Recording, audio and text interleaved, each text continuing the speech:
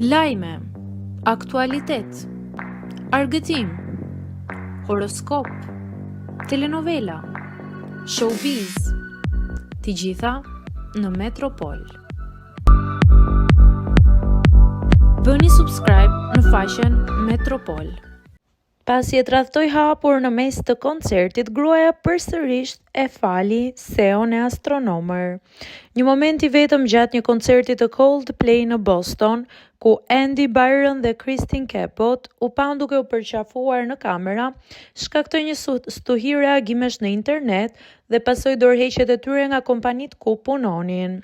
Byron 51 vjeç, CEO i astronomer, dhe Cappot 53 vjeç, ish drejtoresh burimesh njerëzore dhe e martuar, përkulen për të fshehur fytyrat, por komentet e këngëtarit Chris Martin vetëm sa i bën më intensive spekullimet.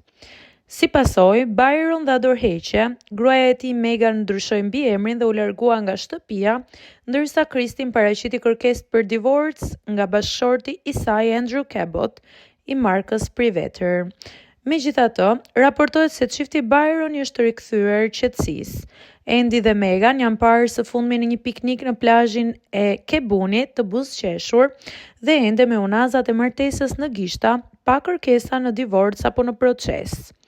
Një zëdhëndës si Cabot konfirmoi se ndarja e Kristin dhe Andrew ishte vendosur përpara koncertit dhe se marrëdhënia e Cabot me Byron ishte thjesht miqësore dhe profesionale.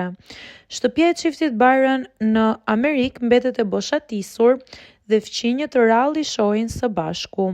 Megjithatë, duket se çifti i ka dhënë një mundësi njëri tjetrit për fillim të ri, larg kamerave dhe vëmendjes publike, duke treguar se pas skandaleve të mëdha mund të vijë dhe pajtimi apo qetësia personale.